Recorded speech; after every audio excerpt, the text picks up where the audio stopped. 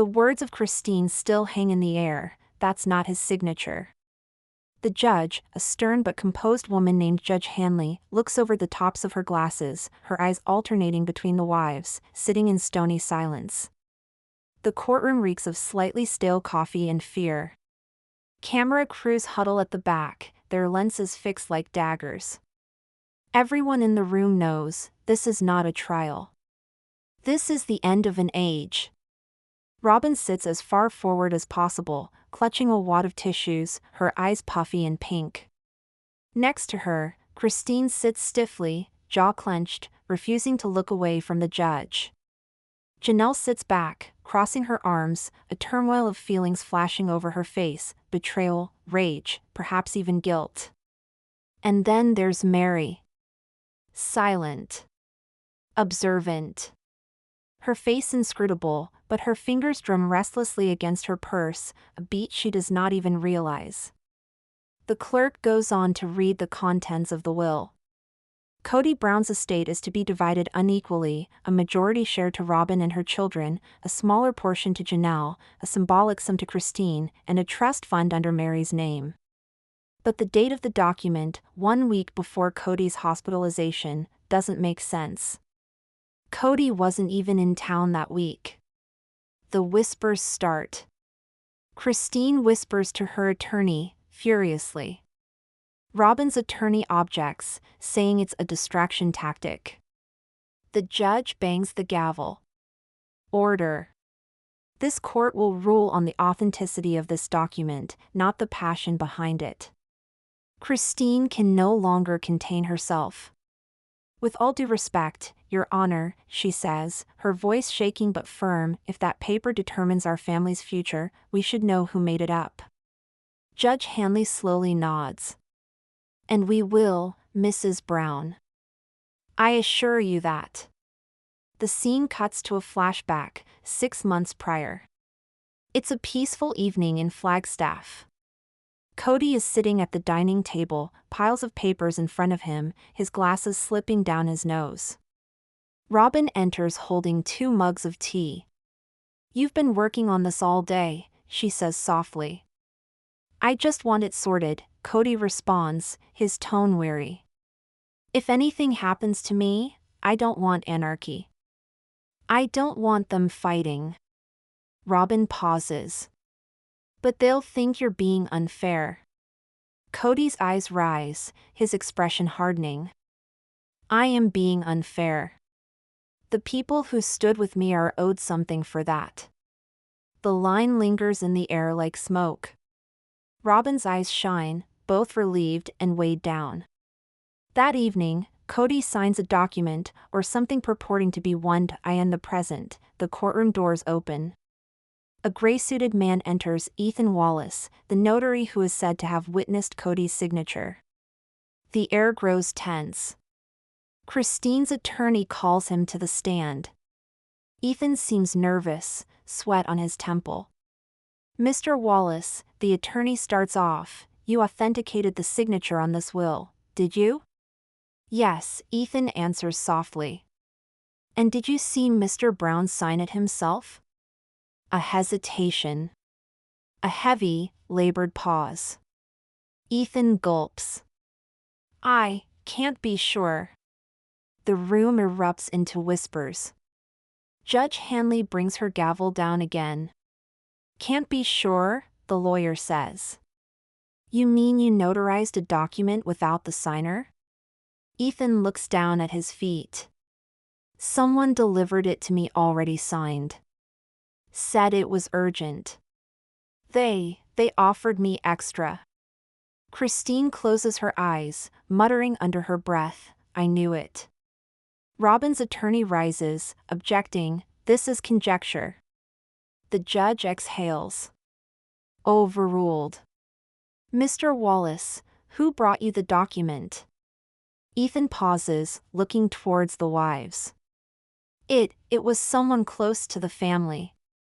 Each head in the room swivels, Robyn's hand hesitates mid-tissue wipe, Meri straightens, and Janelle curls forward. Name them, the attorney insists. Ethan's lips quiver. I I don't remember. The courtroom erupts again. The judge orders a recess. During the recess, Christine steps outside, breathing hard. Cameras flash. Reporters swarm. One shouts, "Christine, is it true you're accusing Robyn of forgery?" She doesn't answer. But her silence says everything. Inside, Robyn breaks down. "I didn't forge anything. I'm the one who cared for him when everyone left." Her lawyer pats her arm, whispering, "Calm down. Emotions don't win cases, proof does."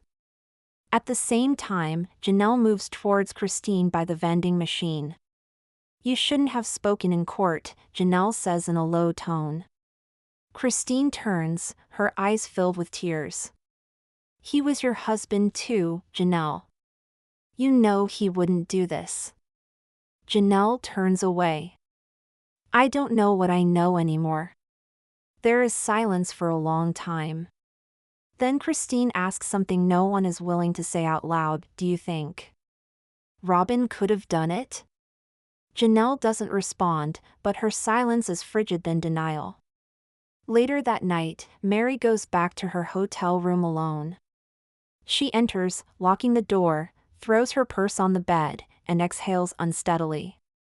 She takes an old USB out of the purse. On it, a folder named Kody_will_final. She shakes as she connects it to her laptop. A document opens, but this one appears different. No signatures. No witness signatures. Just a draft. Meri scrolls down. The first version had all 4 wives evenly incorporated. Her voice cracks into a whisper. "What did you do, Kody?" She clicks on the Properties tab and stops. Last edited by R. Brown. Her eyes brim with tears. Robyn, her phone rings just then. An unknown number. She responds uncertainly. A mangled voice at the other end whispers, "If you want to know the truth, meet me tomorrow at 9 a.m. Don't let anyone know." The line cuts off. Meri sits in the shadows, her eyes fixed on the glowing screen. Her skin is white, her hands trembling. For years she remained silent. Devoted. Invisible. But now, something in her eyes shifts. Make amends. Terrorize. And perhaps, a glimmer of retribution. As the episode ends, we return to the courtroom. The judge states, "Tomorrow, we'll start testimony from Mrs. Meri Brown." Christine spins around, her face rigid. Robyn holds her attorney's hand, muttering, she wouldn't, but Meri enters the hallway outside, her face empty, impassive, and speaks under her breath, "Oh, I would." Light from the morning slices through courthouse hallway blinds. Reporters huddle outside the doors, microphones held aloft, voices mingling in cacophony. Meri passes among them, eyes cast down, sunglasses on, step firm but heart pounding. Inside her bag, the same USB drive burns its hole through the leather. Christine observes her step into the courtroom. Janelle sits in silence, attempting to gauge her expression. Robyn, clearly upset, grips her attorney's arm. Judge Hanley intervenes. "We will proceed with witness testimony now. Mrs. Meri Brown, please come forward." Meri rises slowly, every eye fixed upon her. She completes the oath, her voice gentle but strong. When she finally sits, she does not glance at anyone, not even Robyn. The prosecutor takes a step forward. "Mrs. Brown, do you know anything about the writing or changing of your husband's will?" Meri blows out air. "Yes, I do." The courtroom stirs. Robyn's attorney immediately objects, but the judge grants her permission to continue. Meri unzips her purse, removing the USB drive. "This is the original draft Kody sent to all of us 2 months prior to him falling ill. We were all on equal ground then. But the one given today was altered. Judge Hanley leans forward. Altered by whom? Meri pauses. The file information indicates the most recent edit was done by our Brown. That's Robyn's username. Robyn gasps, her head shaking back and forth. That's impossible. I never. The judge bangs the gavel. Mrs. Brown, you'll have your opportunity to react. Christine's lips quiver. Oh my God, she whispers. These women lived in a family for years. They now sit in a courtroom haunted by ghosts of promises. The prosecution's IT specialist gets up onto the stand, inserting the USB into a monitor. The screen displays the two documents side by side, one dated Kody_will_draft, Robyn majority. The other, Kody_final_will equal shares. The court falls quiet. The contrast is unmistakable. The specialist gestures to the metadata. The last edit was recorded from an IP address leased to Robyn Brown's home. Robyn's attorney leaps to his feet. Objection. That doesn't establish she did it. Anybody could have used that network. But the judge lets the testimony stand. Robyn's voice breaks. You think I forged my husband's will? After everything I've done for him? I was the only one who remained. There are tears streaming down her face as she glares at Meri. You're distorting this. You're punishing me because he chose me. Meri's eyes turn cold. No, Robyn.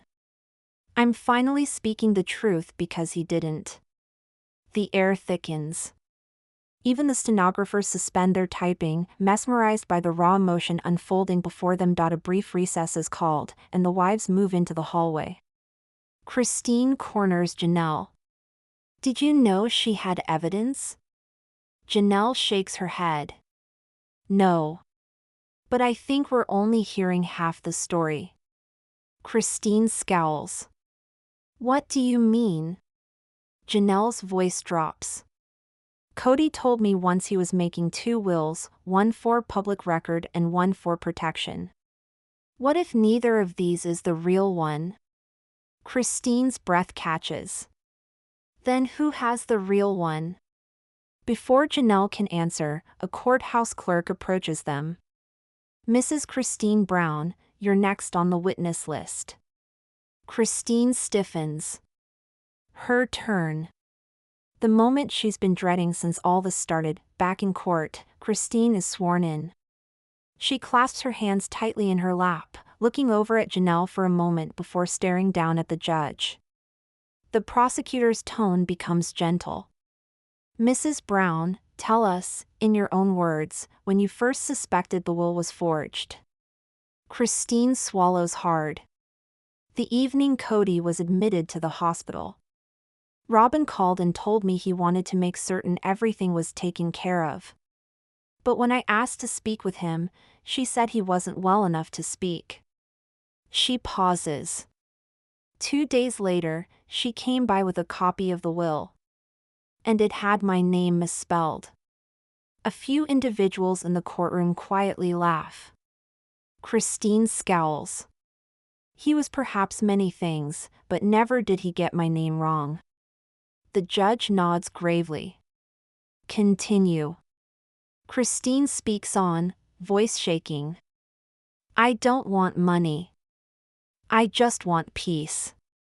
But you can't construct peace on a lie. Her gaze shoots toward Robyn. You stole everything. Even his memory. Robyn leaps up, sobbing. Stop acting as though you cared. You deserted him when he needed you most. The judge bellows, Mrs. Brown. Sit down or I'll hold you in contempt. There is a stir of whispers and camera bulbs erupting in the courtroom. After a return to order, Judge Hanley exhales. We've had enough emotional testimony today. Tomorrow, we'll watch video evidence presented by both sides. But just as she begins to adjourn, Christine's lawyer stands. "Your Honor, we'd like to submit a last-minute piece of evidence." He holds up a small white envelope. "This was anonymously delivered to my office this morning. It contains a thumb drive labeled the night before." The judge hesitates, then nods. "Admit it into record. We'll view it tomorrow." The courtroom hums. Robyn's attorney quickly whispers something in her ear. She is pale, frightened. Meri looks over the room, catching Christine's eye. "Did you send it?" Christine slowly shakes her head. "No. But I think someone wants us to know what actually happened." Thunder rolls outside in the distance, booming like a threat. Tonight, Robyn's alone in her hotel room. Rain pounds at the window. She scrolls through familiar photos of Kody on her phone, smiling, with the children, his eyes alight. She whimpers, "I didn't do this. I swear I didn't." Her phone beeps. A message from an unknown number comes in. "You should have erased the video when you could have." Her heart skips a beat. There's another text, "Tomorrow they'll know everything." The phone falls from her shaking hand. She glances at her suitcase, her eyes wild with fear. Inside, under her clothes, is a small black flash drive, the actual one she's been concealing. Robyn mutters to herself, "What did I do?" Meri shows up first, her face calm but her eyes agitated. Janelle remains by the door, phone in hand, texting frantically. Christine shows up last, resolve etched on her face. Robyn isn't anywhere to be found. 10 minutes elapse. 15. Then at last, the door opens. She walks in, slowly, her lawyer accompanying her. Her eyes are puffy, but her face is unnervingly serene. The judge steps up onto the bench. "Mrs. Brown, are you prepared to continue?" Robyn nods, hardly above a whisper. "Yes, Your Honor." The lights fade a bit as the technician sets up the video from the anonymous envelope. The screen comes on. A jittery time-stamped video clip materializes, Kody Brown, sitting at his desk. The same evening he was last observed conscious prior to hospitalization. He's on the phone, saying quietly, "If something happens to me, make sure they all get their fair share. No one's above the rest." The courtroom collectively exhales. Then, a second figure enters the frame, only the outline visible, but the voice is unmistakable. "Don't worry," the woman says softly. "I'll take care of everything." It's Robyn. Her face drains of color. The judge looks stunned. Robyn's lawyer puts a hand to his forehead. Christine reclines, whispering, "There it is." Meri drops her eyes, silent tears streaming down her face. Janelle simply gazes ahead, whispering, "Finally." The camera cuts off, silencing itself with a dense, agonizing hush. Judge Hanley clears her throat. "We will recess tomorrow to confirm this video's authenticity." Court dismissed. "Stood up, everyone," Christine addresses the camera crews outside. Her voice is calm, hauntingly so. "Justice never arrives when you want it. But it always arrives when somebody stops being scared." The next morning after the video is shown, the courthouse is different, quieter, heavier.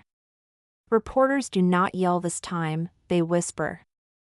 Everyone is aware that what they witnessed yesterday was not just evidence, it was betrayal, recorded on camera.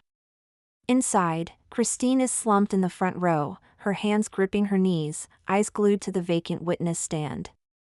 Janelle is beside her, lips sealed. Meri, as usual, is seated alone, impassive. But there is something different about her attitude, determination. Robyn is still not here. The empty seat next to her attorney. The hum in the courtroom builds and builds until the doors open at last. She steps in, looking white and shaken, a folded slip of paper clutched in her hand. Her glance skids between the wives, and then to the judge, who regards her with wary compassion. Judge Hanley clears her throat. "Mrs. Brown, I hope you've had a chance to look at the tape?" Robyn nods slightly. "Yes, Your Honor." "Do you want to speak to the court?" Robyn looks down at the paper, then back again. I have a statement." She shivers as she opens the sheet. "That video, it exists. But it's not the whole story." The room is motionless. Robyn goes on, "Yes, that was me. But I didn't create something fictitious. I was shielding him. Kody was hiding assets from a suit. He thought one of the wives would rat him out." Christine stands up quickly, indignation in her eyes. "Rat him out? You mean reveal the truth?" The judge bangs down the gavel. "Mrs. Brown, sit down." But the deed is done. The courtroom comes alive again, whispers, gasps, cameras flashing. Robyn draws a deep breath. "Kody asked me to write a second will. One that left it appearing I had everything, so the government wouldn't get their hands on the family money if he died." She glances at Christine. "He trusted no one else." Christine scowls back. "You mean he did not trust the women he married for decades?" Robyn's attorney intervenes. "Your Honor, we move to introduce Exhibit D, phone records from Kody Brown's last week, indicating repeated calls between him and Mrs. Robyn Brown concerning financial safeguards." Judge Hanley inclines her head. "Go ahead." The courtroom projector turns on as the transcript window illuminates. The messages scroll out, one by one. "Kody, we can't let them take everything." "Robyn, I'll handle it. Just rest." "Kody, make sure the document looks real." Meri's face goes pale. "Make sure it looks real," she whispers under her breath. Christine's lawyer rises. "Your Honor, that phrase alone implies intent to deceive." Robyn shakes her head violently. "No. It meant make it look professional. He wanted it to seem legal, not fake." But the courtroom momentum has changed again, suspicion, fear, accusation, all churning around each other like thunderheads. The judge orders a brief recess. In the hallway outside the courtroom, pandemonium breaks out.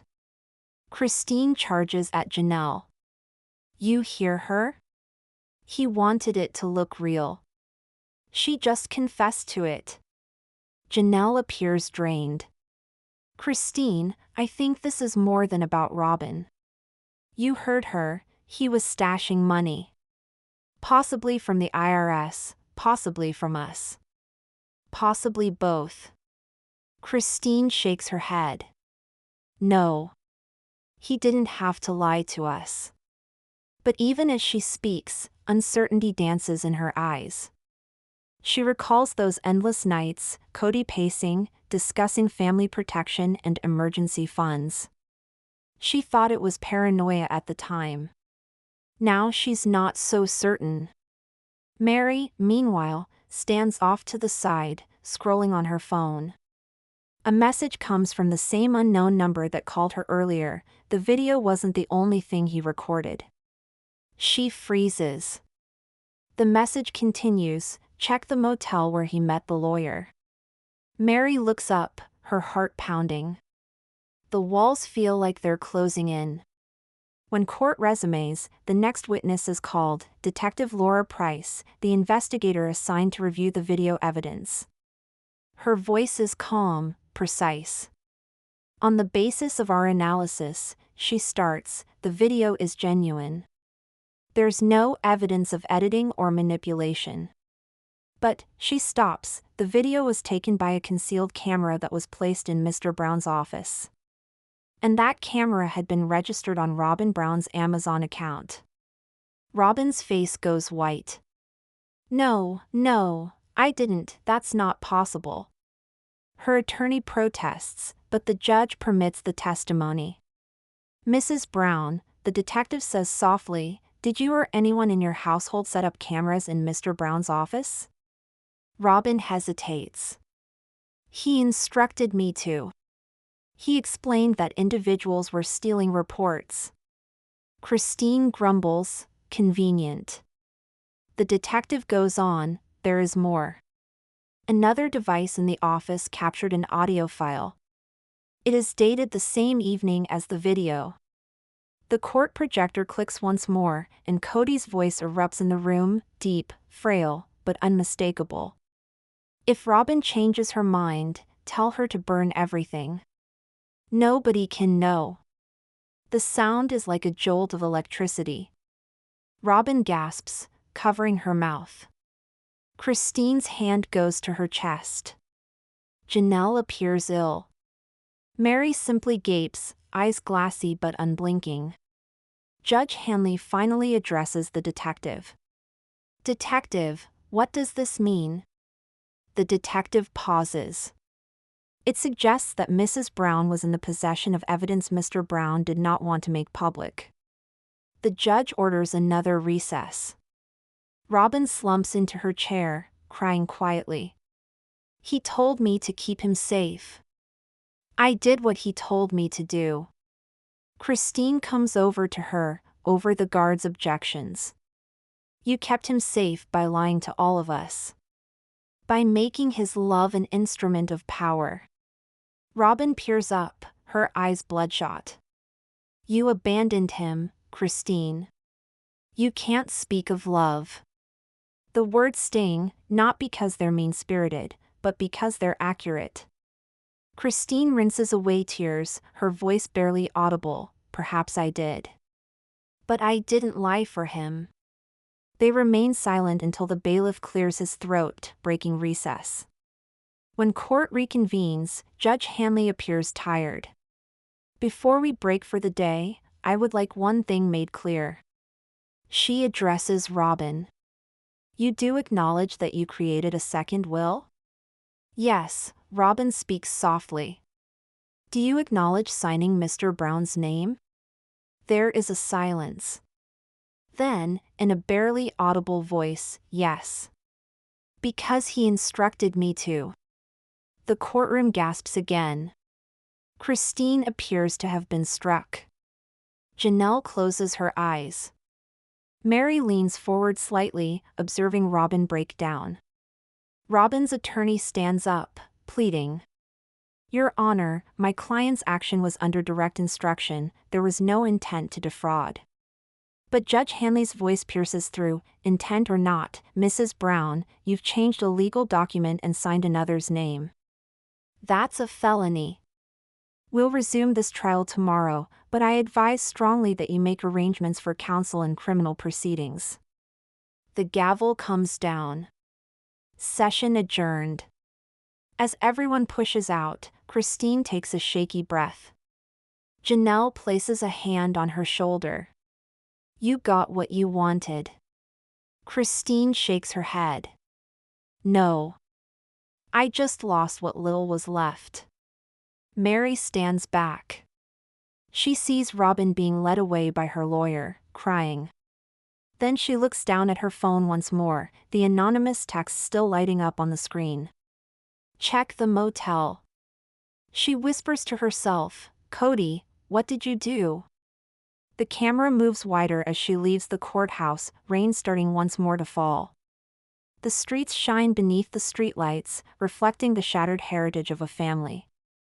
And somewhere off in the distance, out of sight, a shadowy figure observes Meri depart, one who knows full well what lies in wait at that motel. Rain pours over the Flagstaff streets as night engulfs the lights of the courthouse. The trial could be put on hold, but for Meri Brown, the investigation has only just started. Her phone rings once more, another anonymous message, room 214. Don't bring anyone. She cinches up her coat, pushing the USB drive further into her pocket. Rain is colder than it's ever been before, as if the world itself is advising her not to proceed. Guilt and curiosity, however, are more powerful than terror. Driving, memories pour back in: Kody's final smile, his bizarre paranoia, his hushed words about protecting the family. She asks herself if this motel can possibly contain the answers he never provided. When she gets there, the neon sign alternates: Desert Moon Motel, vacancy. There's almost no one in the parking lot. Meri gets out, holding her purse as if it were armor. Room 214 is way over at the end, door half illuminated by a burning-out bulb. She waits, then knocks twice. No response. She experiments with the knob. It groans open. Inside, blackness. Old smoke scent and something else, paper, perhaps. On the bed is a small, closed envelope with her name addressed on it. Her fingers shake as she opens it. Within is a motel keycard and a note in handwriting she knows: "If you're reading this, I couldn't tell them myself. Look under the floorboard." She stands stock still. The handwriting, unmistakably Kody's. Meri drops to her knees, forcing open a loose wooden board under the nightstand. Inside a faded scarf, she discovers a black notebook no larger than a hand and a second flash drive. On the first page, Kody's handwriting is scribbled sloppily: "For the judge, in case they turn on each other." Her breath gets stuck in her throat. She glances around the bare room, heart thudding. Sometimes, the truth doesn't die, it just hides in the quiet places. The next morning, Meri returns to the courthouse, clutching the notebook. The wives are already gathered, tension thick enough to choke on. Robyn's lawyer argues with reporters outside, insisting she's innocent.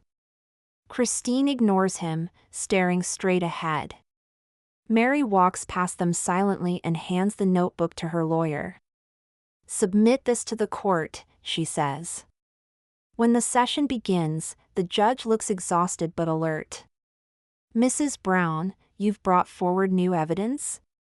Meri nods. "Yes, Your Honor." It's Kody's personal journal, dated just before his hospitalization.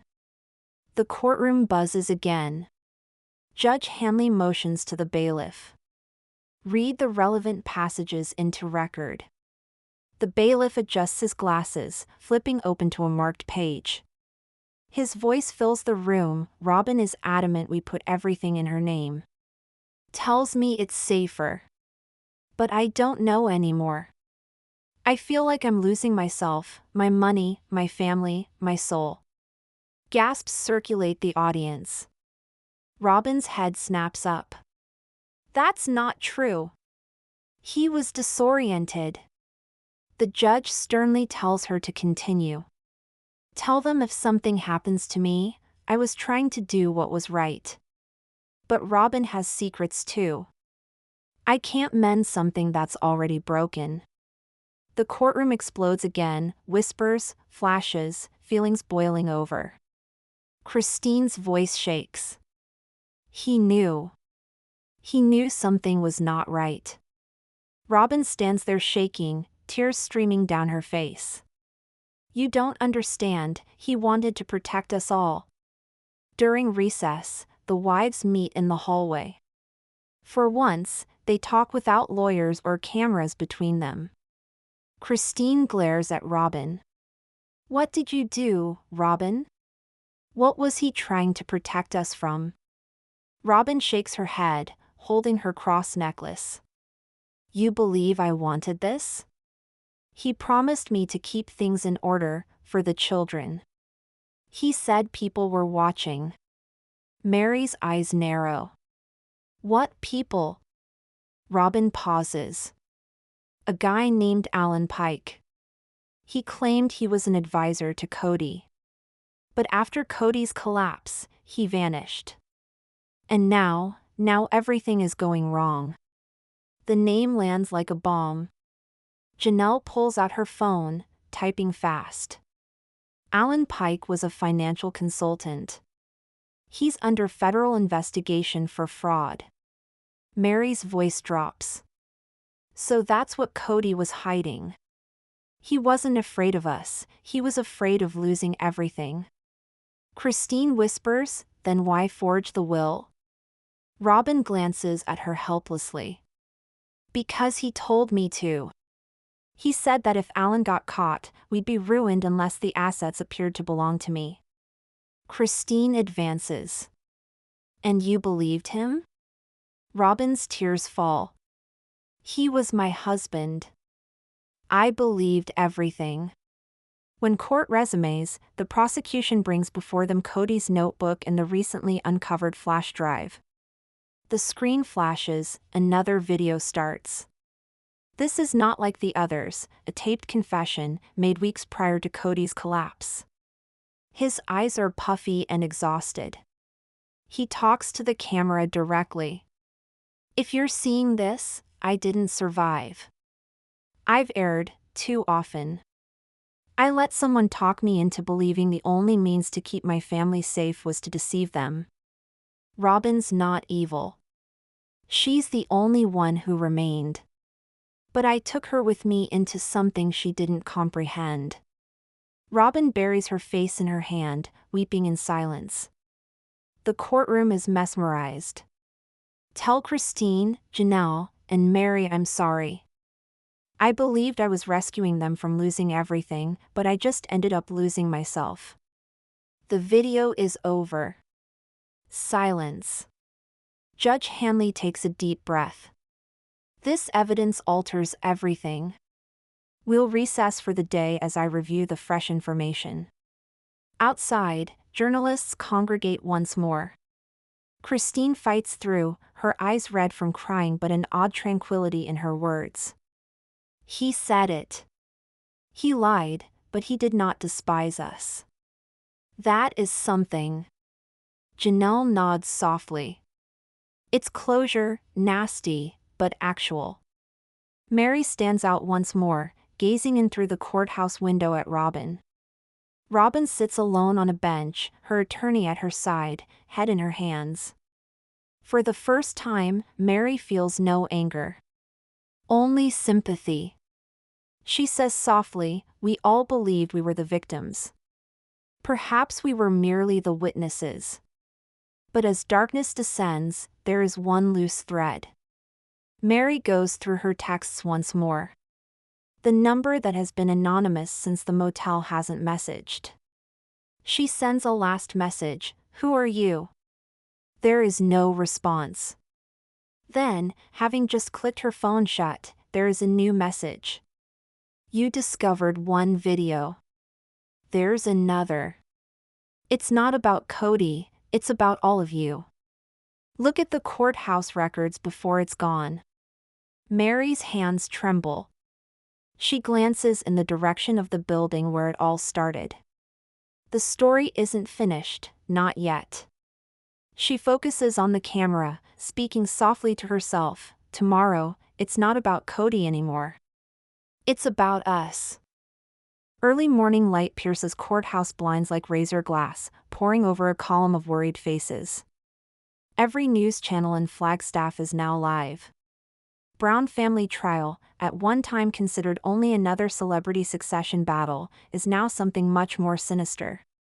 Meri sits by herself at the plaintiff's table, phone still clutched in her hand. The threatening message last night runs continuously through her head. There's another video, check the archives before it disappears. She slouches forward, speaking quietly to her attorney, we need to see the digital evidence room. Today. He scowls. Meri, that's off limits until the judge approves a review. Meri looks up at the bench where Judge Hanley arranges his notes. Her voice is low but firm. Then I'll make him authorize it. The session begins. Cameras flash. The atmosphere feels heavier than ever. Every step now feels like walking through quicksand, slow, suffocating, irreversible. Christine, Janelle, and Robyn sit down next to their attorneys. But there's something different about Robyn today. Her typical nervousness has been calcified into silent determination. Her eyes flick up to Meri, not with hostility, but with terror. The judge clears his throat. Following yesterday's evidence, the video confession included, we now have to determine if the will was legally changed under duress or fraud. But first, he looks down at a document passed by a clerk. Mrs. Brown has requested the reopening of the court archive database. Meri remains standing, her voice firm. Your Honor, there could be further digital evidence related to Kody Brown's taped confession. There was a mention of a second file in a message I received this evening. Hanley shifts his glasses. Anonymous messages are not evidence, Mrs. Brown. Meri advances. No, but each anonymous note to date has resulted in fact. One directed me to the motel, another to the notebook. Your Honor, please, if there is more, it could make all the difference. Silence fills the room. At last, the judge nods. You will have an hour to search under court watch. If nothing is discovered, the case is closed. Meri blows out shakily. Hope is heavier than fear for the first time. Huddled in the basement of the courthouse, the air is colder, older. Dust swirls in the one beam of light cast by a sputtering bulb. The clerk swings open a heavy metal door with evidence storage, authorized personnel only stenciled on it. Inside, there are stacks of hard drives, assigned case numbers. Meri, Christine, and Janelle trail behind a technician who hooks up one of the drives to a laptop issued by the government. The drive whirs gently, a digital pulse. Christine breathes quietly, you really think there's another video? Meri nods. I don't think, I know. Kody never did anything halfway. The technician scrolls through directories of files, dates, recordings, exhibits. Then he stops. Hold on, there's an encrypted file here. It wasn't recorded in the evidence chain. Janelle leans in close. Can you open it? Not without a password. Meri recalls the motel note, Kody's sloppy handwriting. A memory comes to mind. Kody told her once his go-to phrase when keeping passwords secret, love always for. Try L, capital L, love always for, she says. The technician types it in. The file opens. Inside is another video. Timestamp, 2 days after the first confession. The women exchange glances. Christine grips Meri's hand. Play it. The video flickers to life. Kody appears again, but this time he looks terrified. His eyes dart off camera. He whispers, if anyone's looking at this, it means I was right. Alan's not doing this alone. Someone in this house is giving him information about the money, the accounts, the legal updates. Christine gasps. Robyn's name lingers unspoken in the air. I didn't believe it, but the transfers, they were done on one of their laptops. And the name on the papers, it wasn't Robyn's. It was Meri's. The women stiffen. Meri's knees nearly collapse. What? The technician stops the video. Christine glares at her. Meri, what is he saying? Meri shakes her head, bewildered. I don't know. I never touched those files. Janelle furrows her brow. Could someone have hacked into your account? Perhaps. Or perhaps he made a mistake. But why would he? She doesn't get to finish when the technician restarts the video. Meri said to me that she didn't know the transfers. I wanted to believe her. But if I'm dead, you'll have to determine the truth yourselves. Believe what's written, not what's spoken. The screen fades to black. When the court returns, the news spreads like wildfire. News anchors shout headlines of Meri's secret involvement. The air is filled with accusation and disbelief. Robyn's attorney doesn't hesitate. Your Honor, this tape openly incriminates Kody Brown in illegal financial manipulation. We request an opening of a new line of questioning. Meri's attorney rises. Objection. The origin is unconfirmed and context lacking. The video may be edited. Judge Hanley hunches forward. We'll consider the footage in its entirety before making a ruling. Go slow. Meri feels every camera lens on her, burning. Christine leans toward her. Tell me this isn't true, Meri. Tears sting Meri's eyes. You really think I'd do that? After everything? Christine hesitates, just long enough for Meri to feel the sting. During recess, Meri hides in the restroom, staring at her reflection. Her makeup smudged, eyes red. She barely recognizes herself.